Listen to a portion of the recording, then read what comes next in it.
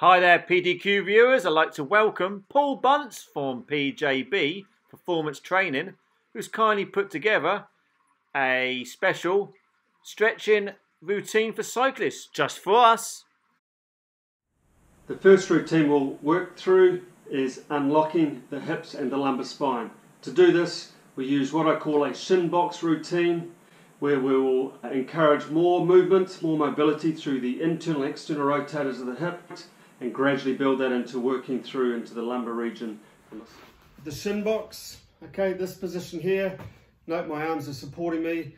My key thing that I want to do to start off here is to drop my right knee inwards in line with my hip, bring it back open, drop my left knee inwards, bring it back open. So nice and stable and strong through your back, and allow your hips to internally, knee to drop in, and externally rotate. From here, we build into the external rotation portion, which is when we get into a 90-90 type position here and flex forward over my knee. This position, flex forward over the knee. Adding a little more stretch to the glutes, piriformis, some trunk flexion, working into the lumbar spine a little bit more, while still keeping the internal external rotation of your hips.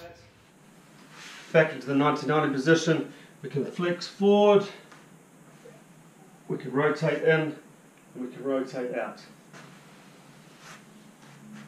Flex forward, rotate in, and rotate out.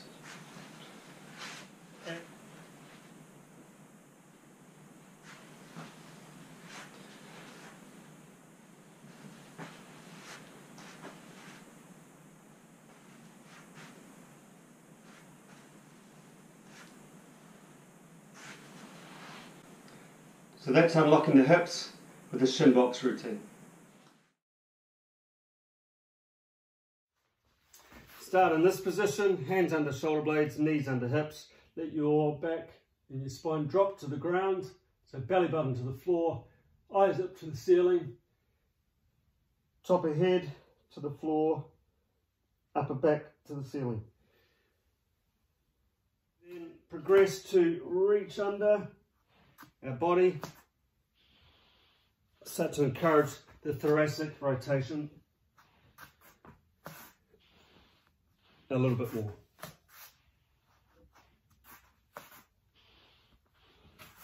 We progress from our reach unders,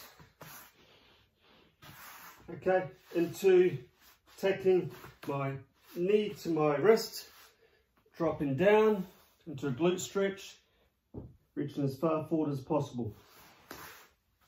Alternate that process.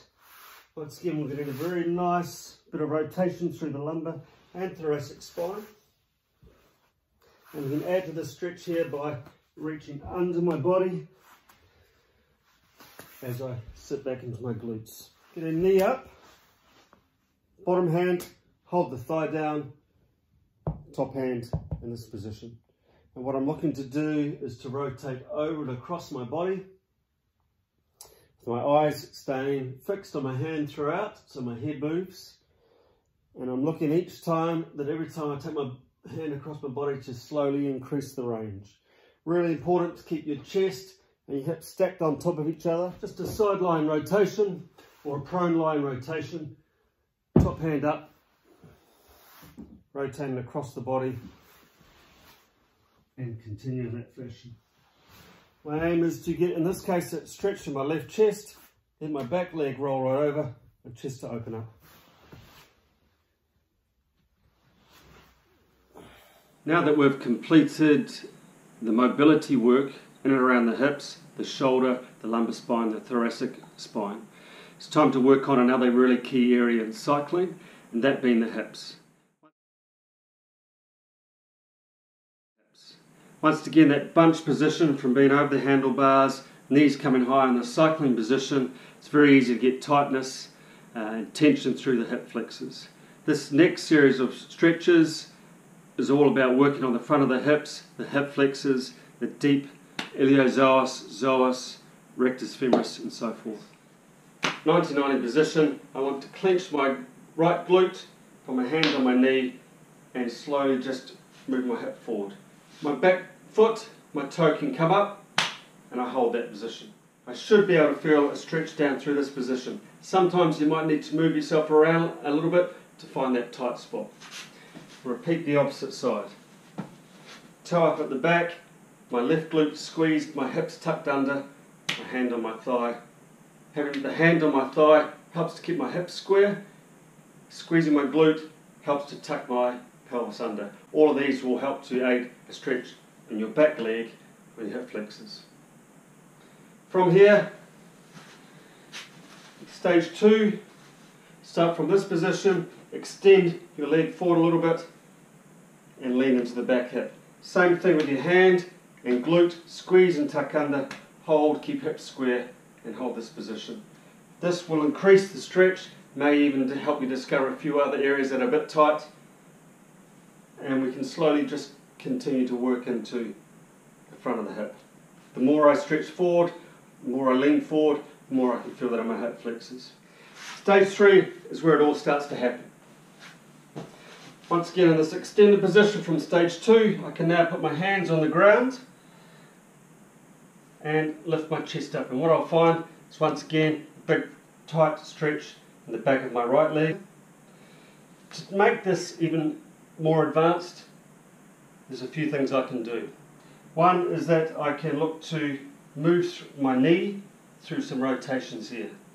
Okay, and all that is going to do is start to move my back hip joint around a little more, work into some key areas. It also will engage my hamstring. Another option is to push my hip out. Pushing my hip out once again challenges the stretch through my hip and through my hamstrings. The third option is to add a rotation to this movement. This could be with your right arm or it could be with the left arm. It can also involve reaching under and up. And the final advanced stretching method here, if you look at my back leg, my right back leg, one of my aims should be to try and lift my knee off without lifting the changing the height of my hips. So I want to straighten my back leg, don't change the height of my hips. By doing this, get a very intense stretch through the back hip flexor, some through the glute and the hamstring. It means that my body weight is centered on my hands, and I should look to hold the stretch for a good 30 seconds if you can. So that's taking you through really unlocking the hips, particular focus on the hip flexors, getting nice range restored back into the front of the hip. Moving on from the hip flexors, it's time to work into the hamstrings.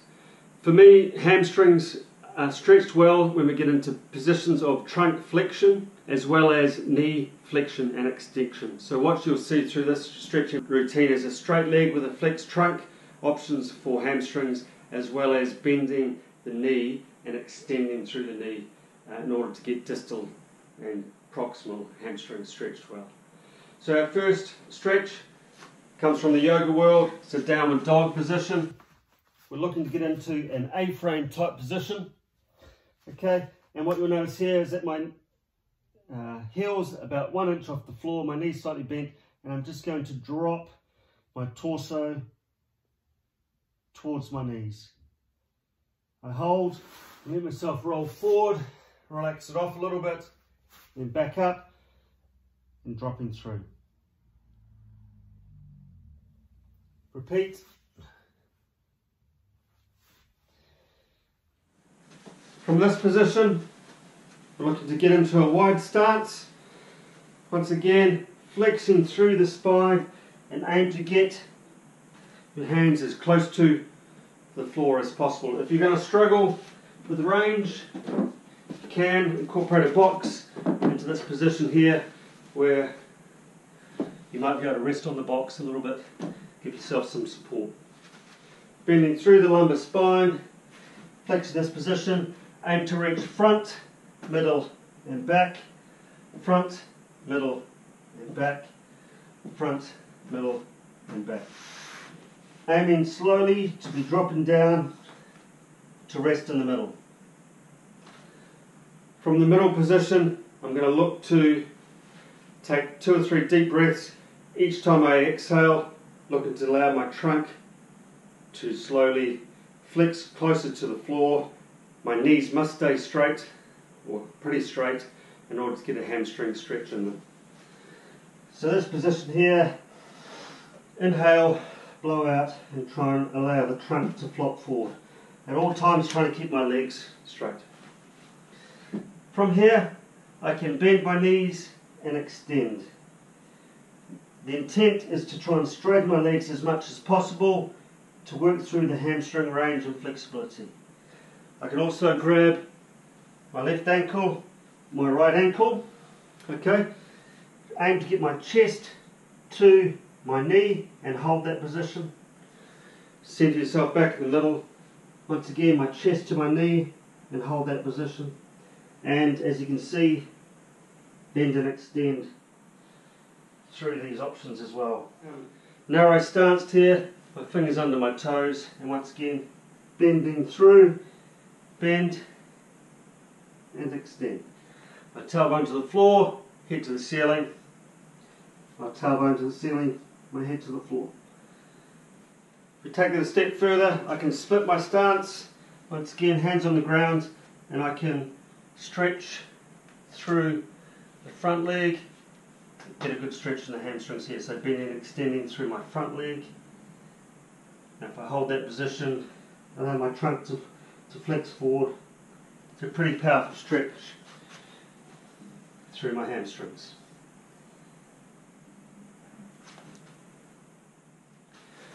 With all of these positions, we're looking to hold for 30 seconds up to a minute, maybe longer.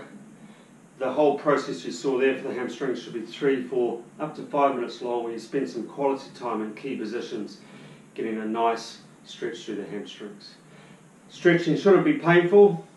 You'll know when you're in the right spot. No need to push it. Let the muscles relax. Once they've relaxed, try and push things a little further. So the final block of stretches, working into the glutes and the groin.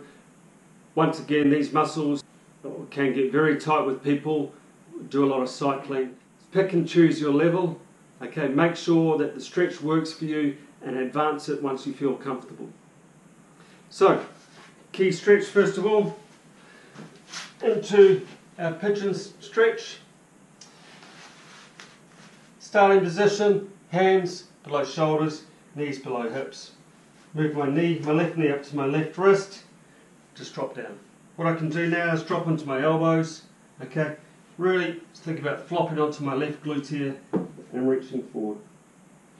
If I was to demonstrate that on the other side, right hand, right knee, flopping into my right glute here, reaching forward with my left arm. To extend the stretch, we can also get into this 90-90 position here, which I want to then try my toe up, my knee in line with my hip, and drop my chest over my knee. And what you'll feel is probably something quite strong through your glutes, your piriformis muscle, which can get very tight with a lot of this type of exercise on bikes. Demonstration on the other side. Check my setup. Once again, trying to roll forward through my hips. Good lumbar spine position. And that's a powerful stretch in you right there. We then move into a wide stance for our groin. This simply involves dropping into a single leg squat position on one side while keeping the inside leg straight. And what we'll start to find, we can get a nice groin stretch. Use your hands on the ground just to help you get into these positions. Once we find we're comfortable, we can hold a stretch position for 30 seconds or more. For more advanced people, get into this position here, lifting toe up and rotating the toe open, dropping through your front leg. A little bit of hamstring, a little bit of groin involvement when it comes to the stretch as well. So this will just hit the adductor magnus a little more, which can play a role as a hamstring, and your long groin muscles. Take that across. Once again, as your toe rolls up, drop through your front leg a little bit. Finally, if you rotate your torso in the direction of your leg, once again that is going to give a pretty intense stretch. From that position, if standing and squatting is no good for your knees and your ankles, we can come to a kneeling position. Same thing, leg out nice and straight, and I can regulate the stretch through bending through my hip and my knee, and once again my toe up.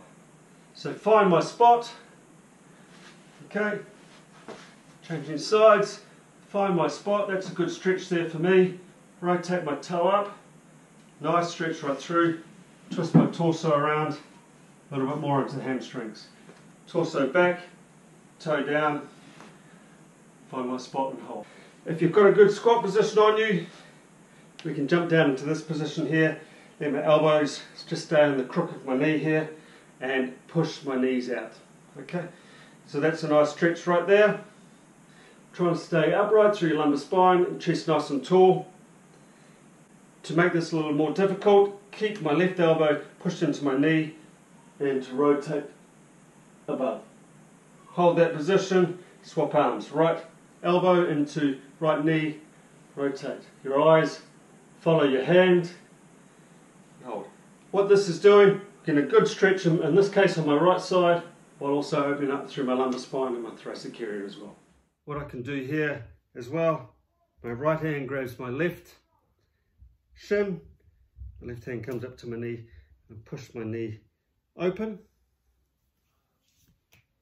and I can swap that around. So that's our stretches. We've unlocked the hips, the lumbar spine, the shoulders and the thoracic area. We've really started working into the hips, working into the hamstrings and working into the groin and the glutes. All key areas for cyclists who want to maintain range of motion, keep good movement mechanics, not just for cycling but also for training off the bike. And if we can do this, we are looking to enhance movement, enhance our force and power production, and therefore in the end enhance our performance. If you like this video, give the like and subscribe to the channel and see more information. Bye bye from PDQ. Bye.